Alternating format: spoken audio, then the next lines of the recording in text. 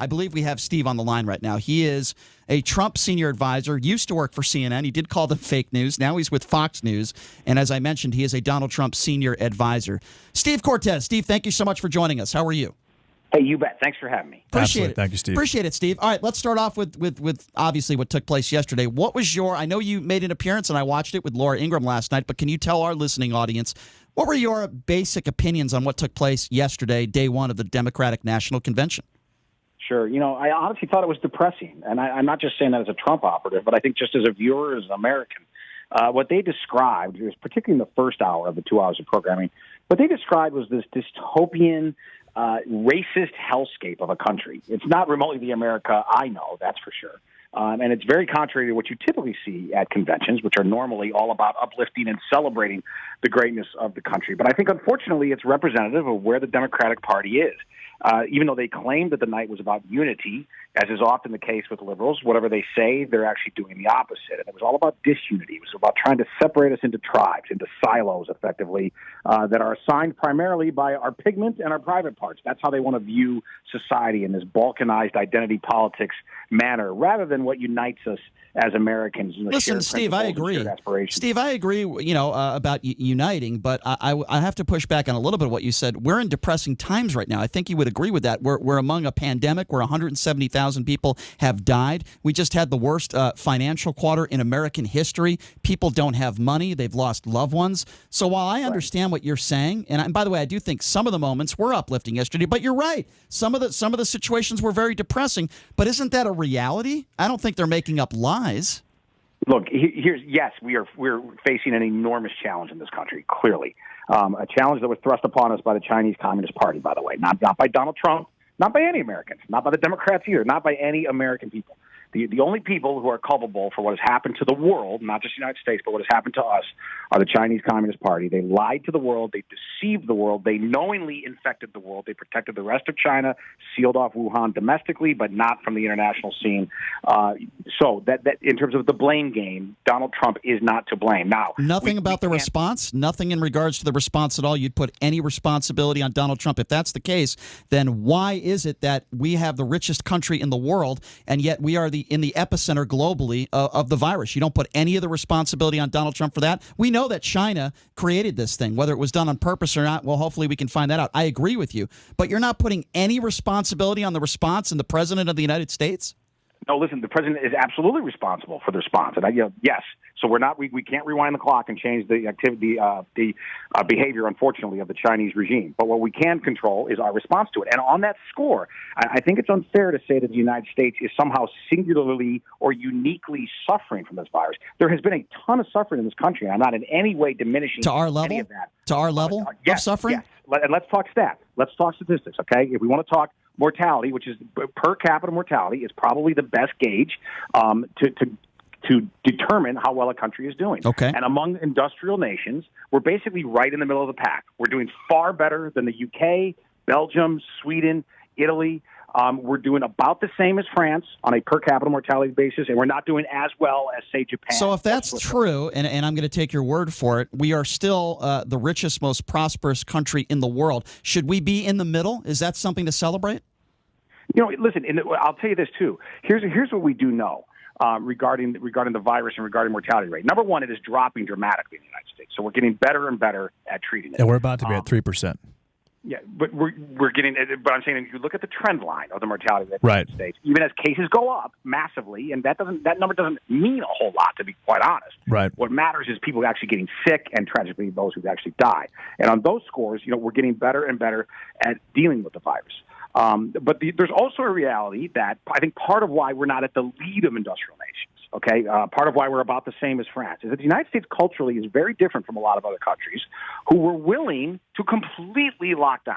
Right. That just was never a possibility in the United States. Culturally, it's not who we are as a people. And so given the reality of the United States and our culture, I think that, yes, medically, actually, we're doing quite well. And I know that can sound callous to say with so many people dead, but again, there's nothing unique or singular about the United States situation in this regard. Oh, I agree with you. I agree with you with the culture. And I would go further and say we have a lot of idiots in this country and stupid people. And Brian, we also have 50 states. states that are all sovereign that make their own decisions. We have a lot of people that are anti-maskers, as you know, Steve. There are a lot of people that are not complying. There are business owners that have refused to shut down with the mandates. So, yes, I do agree with you. Culturally, we have a lot of dumb people in this country that are not listening. If you're just joining us, we're speaking with Steve Cortes, Trump senior advisor.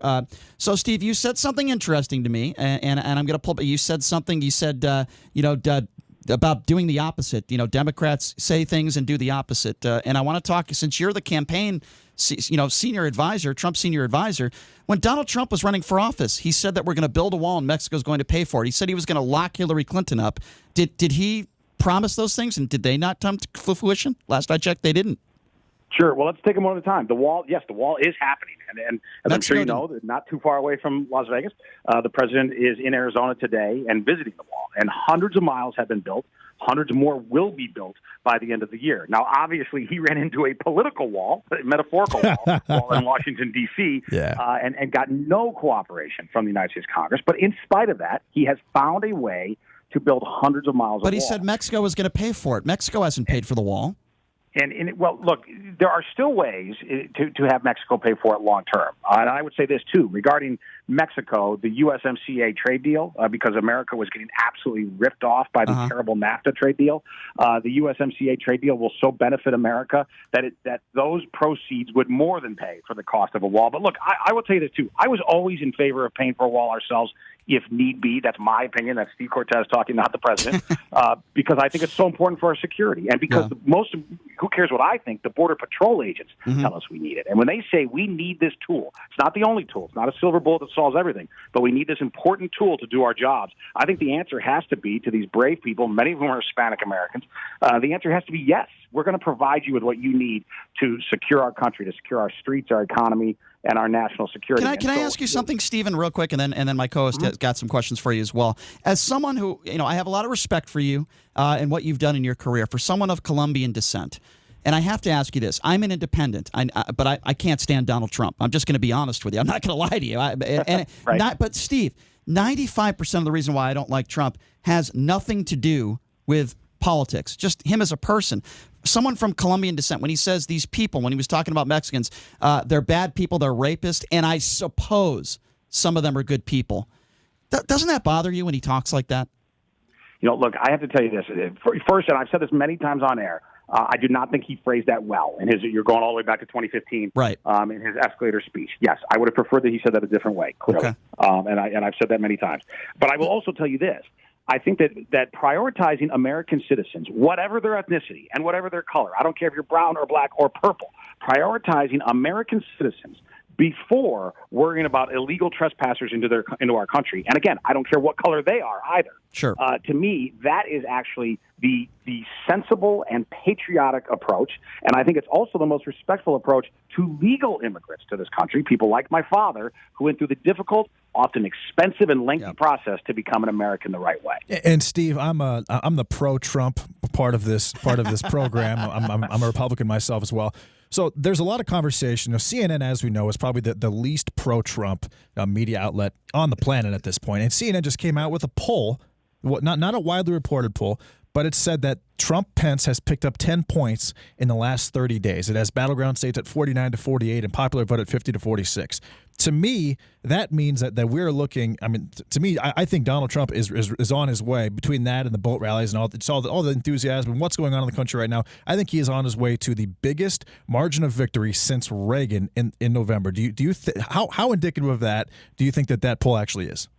Well, first of all, from your lips to God's ears, please let that be true. But I'm not going to act like it. I think we need to act here in the campaign and the president himself. We need to act as if we're down. And according to a lot of public polling and even some of our private polling, we are slightly down in the battleground states. We're not down a lot. Right. But in most of those polls, we're slightly down. As far as the CNN poll, I'm probably going to surprise you here. I really don't believe it. I mean, 10 points in a month, I think something was wrong with that poll. I think they need to redo it. I think the race is absolutely tightening. But has it tightened 10 points in 30 days? That strikes me as too much. And I'm saying this obviously as a Trump partisan. Right. I'm just trying to be honest here. But look, when we look at the polling in battleground states, because the national polls, again, just don't matter. Number one, they're already very, very tight, either within margin of error or close. But number two, I do think that this is real. And I'm not just saying this as a crutch. there is, I think, a lot of reluctance out there for people to say that they're for Donald Trump. And I think it's even more profound now than it was in 2016. It is so unacceptable in so many circles of society, your workplace, your church, your social scene, your Facebook groups, to say that you are a Trump supporter, that a lot of people are just very, very reluctant to tell a complete stranger, yes, I'm voting for Donald Trump. So all of that tells me that we're going to win, but I'm going to act like we're down until November 3rd, and we're going to just, hustle and grind. Well, for the record, I agree with you. I think a lot of people that supported Hillary Clinton took it for granted, and we know how that turned out. So, Stephen Cortes, I know we're up against the clock here, but I want to say this. I do have a lot of respect for you, and the fact that you debated a lot of Democrats on CNN for a while there, and I know that wasn't easy for you to do. You were ganged up on a lot, but I do have a lot of respect for you, and I appreciate you coming on, and I hope maybe we can get you on again before the election. We have a little bit more time, because I certainly have a lot more questions for you.